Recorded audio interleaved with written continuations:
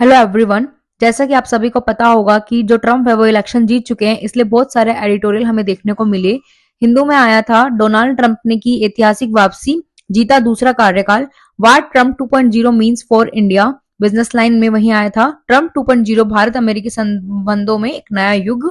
Indian express में आया था भारत दुनिया के लिए ट्रम्पोनॉमिक्स का क्या मतलब है। अब देखो, ये इतने सारे एडिटोरियल आए, लेकिन हमें सिर्फ कुछ ही चीजें हैं जो जाननी है। जैसे कोई कह रहा है कि जो अमेरिका इंडिया के जो रिलेशन है वो स्ट्रोंग हो जाएंगे, वहीं जो एक और पक्ष है जो ये कहता है कि नहीं, वो वीकन हो जाएंगे। मतलब इंडिया के संदर्भ में वो जो चुनाव जीते हैं वो ठीक नहीं है, क्योंकि वो यूएस सेंट्रिक पॉलिसी को अपनाते हैं। तो सिंपल सी चीज है, आप मुझे बताओ, अगर हम एज आप इंडिया को रख के देखो, हम सबसे पहले अपने नेशनल इंटरेस्ट को ही तो देखेंगे ना।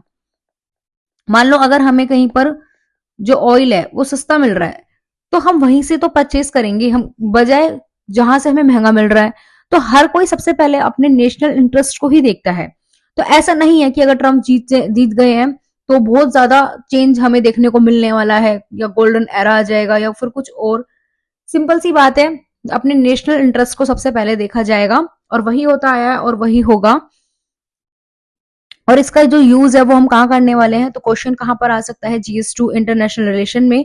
क्योंकि 2019 में भी क्वेश्चन पूछा गया था कि भारत और यूनाइटेड स्टेट के बीच संबंधों में खटास के प्रवेश के कारण वाशिंगटन का अपनी वैश्विक रणनीति में अभी तक भी भारत के लिए किसी ऐसे स्थान की खोज करने में विफलता है जो भारत के आत्म समादर और महत्वाकांक्षाओं को संतुष्ट कर सके। उपयुक्त उदाहरण के साथ स्पष्ट कीजिए। तो इस तरह से यूपीएससी ने क्वेश्चन किया भी है, हो सकता है 2025 में भी आपको क्वेश्चन देखने को मिले। अब देखो, मैंने जो लाइन है सिर्फ वो यही है कि हम अपने सबसे पहले नेशनल इंटरेस्ट को ही देखते हैं। तो जहां पर अमेरिका और इंडिया के जो नेशनल इंटरेस्ट हैं वो एक दूसरे के लिए पॉजिटिव होंगे, वहां वो एक हो जाएंगे। जहां नहीं होगा वहां वो अलग हो जाएंगे। जैसे चाइना के उसमें देखो, जहां चाइना की बात आती है वहां इंडिया और अमेरिका आपको एक साथ देखने को मिलेगा। ठीक है, तो यहाँ वही लिखा हुआ है कि both leaders viewed China rise as a security challenge. जो चाइना है वो एक हमारे जो सिक्योरिटी चैलेंज के रूप में उभर रहा है।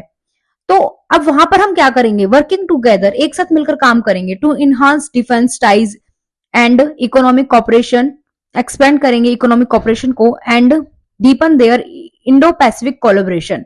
लेकिन जहां पर हमारे जो, जैसे ये चाइना वाली बात थी, तो यहाँ हमारे जो इंटरेस्ट थे वो कॉमन थे। लेकिन जहां हमारे इंटरेस्ट कॉमन नहीं है, तो ऑन द अदर हैंड, इसको सॉरी, ठीक है, a Trump administration would likely pursue US centric trade policy.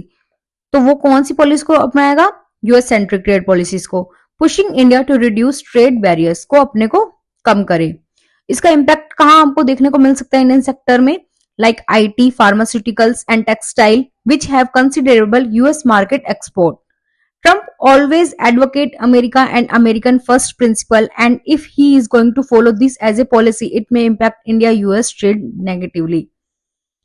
तो देखो, जब इलेक्शन होने वाले होते हैं तो उससे पहले बहुत सारे प्रोमिसेस जो हैं वो किए जाते हैं, लेकिन इलेक्शन के बाद क्या होना है वो चीज में बहुत ज्यादा डिफरेंस देखने को मिलता है।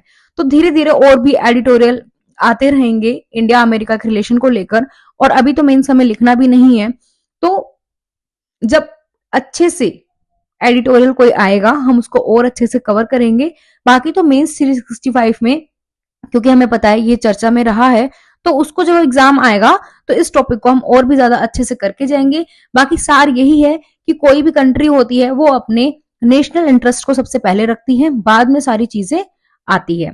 ठीक है, मिलते हैं हमारे नेक्स्ट लेक्चर में।